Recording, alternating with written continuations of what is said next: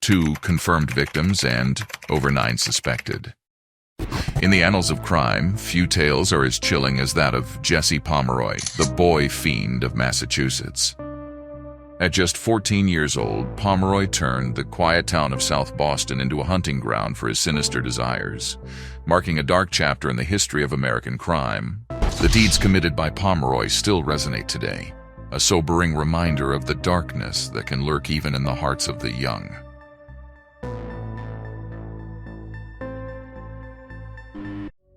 Jesse Harding Pomeroy, one of the most notorious figures in American crime history, was born on November 29, 1859. He first drew breath in the bustling city of Charlestown, Massachusetts.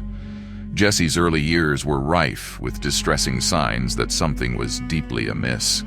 The atmosphere in the Pomeroy household was far from wholesome. The Pomeroy patriarch, Thomas Pomeroy, was a violent alcoholic who, unable to check his own turbulent emotions, often subjected his family to his wrath. Police records from the era hint at the Pomeroy family's troubled dynamics, with sporadic visits from the local authorities in response to neighborhood reports of domestic altercations. It was within this toxic environment that Jesse's darker inclinations began to reveal themselves. Young Pomeroy demonstrated a disturbing lack of empathy, particularly towards animals. He started with small creatures he could easily capture: birds, stray cats, the occasional squirrel. Residents of Charlestown began to notice the unsettling trend of disappearing pets and wildlife, a grim indication of the depths of Jesse's cruelty. Unfortunately, these early warning signs were largely overlooked, dismissed as boyish mischief or the after effects of a troubled home environment. Meanwhile, Jesse's academic life didn't fare much better. In school, he was a misfit. His icy blue eye, rendered nearly white due to a medical condition known as leukocoria, made him a target for bullies. However, he was not just a victim. He had his own streak of aggressive behavior.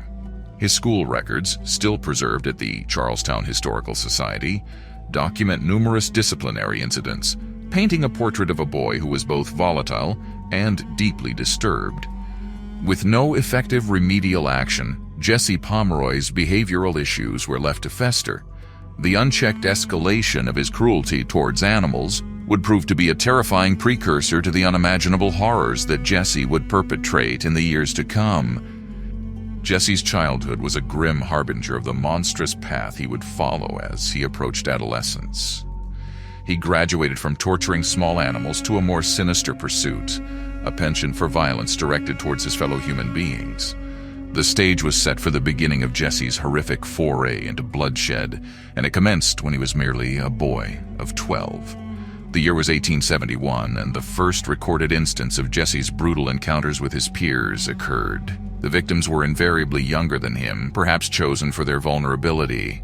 It started with his own friends, then neighborhood children, and soon escalated to abducting unsuspecting boys off the streets.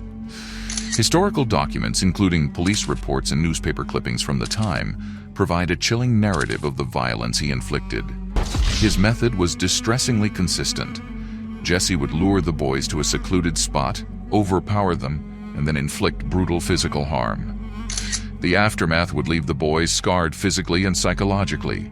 His victims bore the marks of his wrath: blackened eyes, deep cuts, bruises, and in one horrific incident, a boy was found tied nearly naked in an abandoned building with deep gashes carved into his back.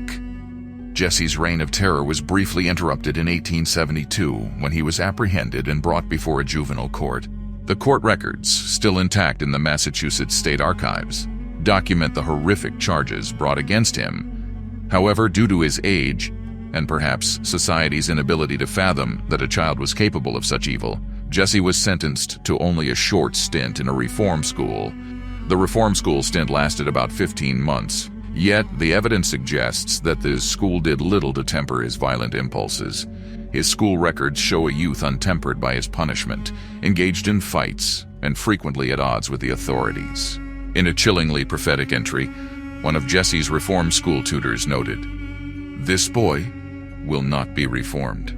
His heart harbors dark impulses." Upon his release, Jesse returned to his mother Ruth and younger brother Charles. They had moved to South Boston, and Ruth had set up a small dressmaking business. Jesse joined the local school, but his reputation as the boy fiend of Boston followed him. It was a temporary calm before the storm, as the full scope of Jesse Pomeroy's darkness was yet to be revealed. In the upcoming years, the city of Boston would come to know a level of horror that it had never witnessed before. The stage was set for Jesse Harding Pomeroy to transition from a violent offender to one of America's youngest serial killers. Katie Curran, a 10-year-old girl, was a beacon of joy in the lives of everyone who knew her. She was well-liked within her community, known for her sunny disposition and her ever-helpful nature. Little did she or her loving family know that she would fall prey to a cold-blooded murderer on the cusp of adolescence. The exact details of what transpired on the day of Katie's murder, March 18, 1874, are limited to the chilling recollections of Jesse Pomeroy and the forensic evidence left behind in the aftermath. On that ill-fated day, Katie visited the Pomeroy store to purchase a notebook, a seemingly mundane activity that unfortunately led her directly into the clutches of Jesse. At the time of Katie's arrival, the Pomeroy's dressmaking store was deserted. Jesse's mother, who usually attended to the customers, was away on an errand, leaving Jesse alone to manage the store. Using this solitude as a perfect opportunity to act upon his heinous intentions, Jesse invited Katie into the cellar of the store, promising her a selection of notebooks. Unsuspecting of the danger that lurked beneath her feet, Katie stepped down into the cellar, a decision that would prove to be fatal. In the gloomy depths of the cellar, Jesse brutally attacked Katie.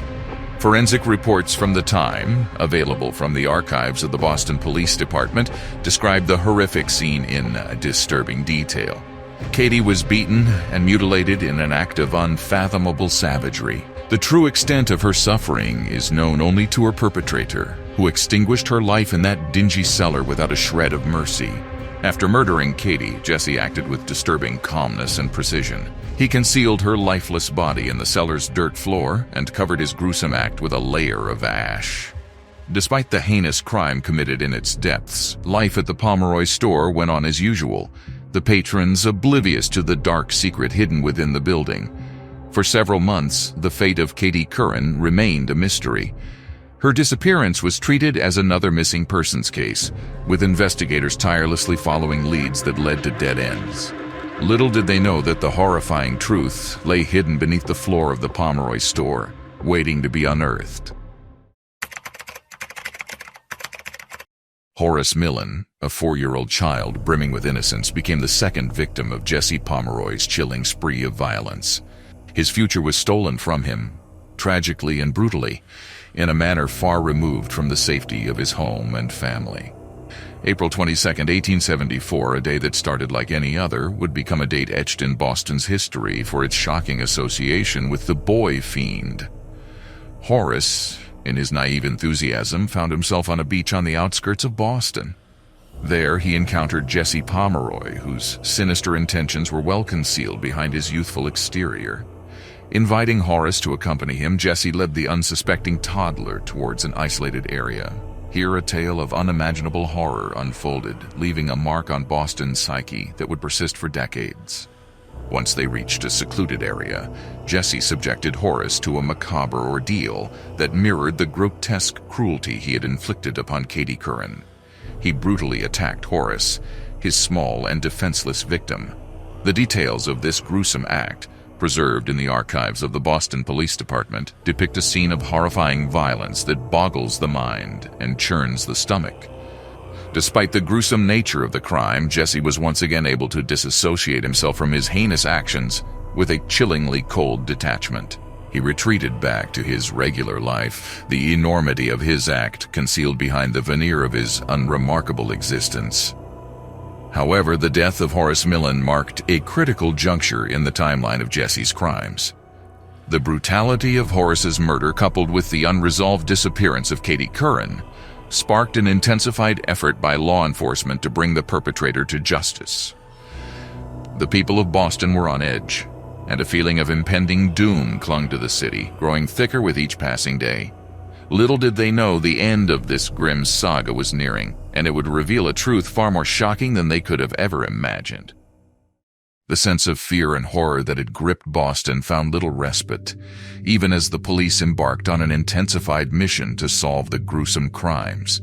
Yet the face of the perpetrator remained hidden behind a veil of shadows, until a series of crucial breakthroughs gradually began to illuminate the dark corners of this grim mystery.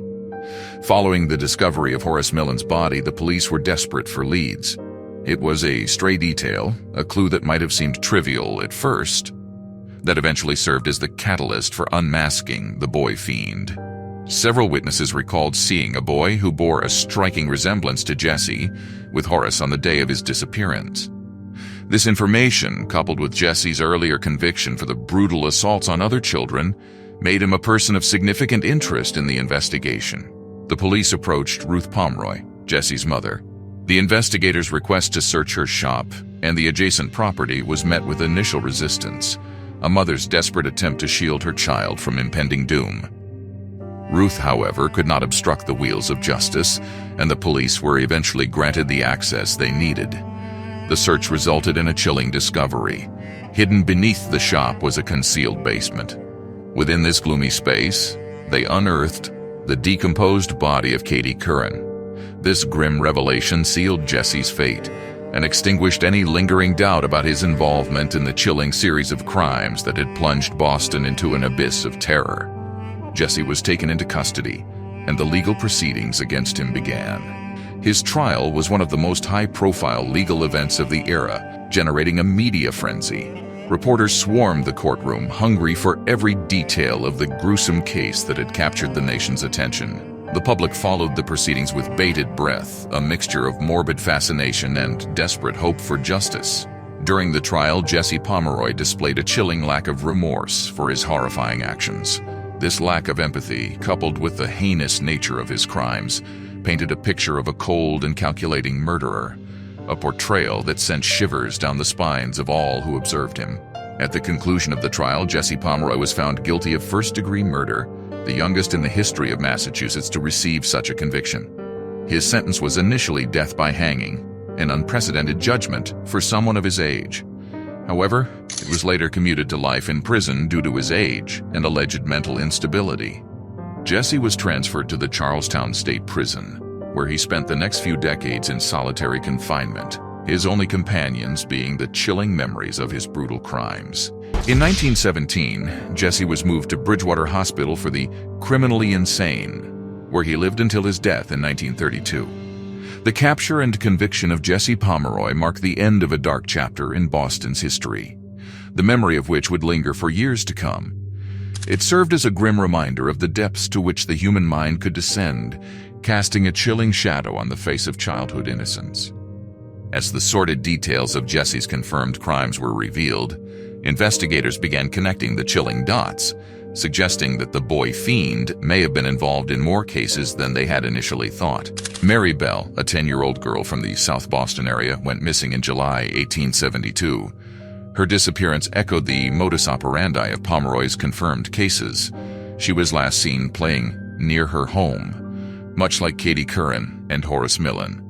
Although her body was never found, Mary's mysterious disappearance occurred during the same time frame as Pomeroy's known crime spree. Around the same period, an unidentified boy was found dead under a bridge in Dorchester, another district of Boston. The boy, roughly of the same age as Pomeroy's victims, had been subjected to the same brutal mutilations characteristic of Pomeroy's murderous operations. Despite the coinciding time frame and similarities in the nature of the crime, the investigators could never definitively link Pomeroy to this case. Several other reports of missing children from the Boston area emerged during the time of Pomeroy's terror. These cases, each as heart-wrenching as the next, led investigators to delve deeper into Pomeroy's sinister web. However, the lack of concrete evidence or surviving witnesses made it difficult to link these cases directly to Pomeroy. Besides the suspected murders and disappearances, Pomeroy's reign of terror left another haunting legacy. Countless children in the South Boston area bore the scars of assaults and abuses allegedly committed by Pomeroy. His distinctive appearance, particularly his odd milky white eye, haunted the memories of many victims, creating a chilling image of a boy who was, by all appearances, a monster in the disguise of a child.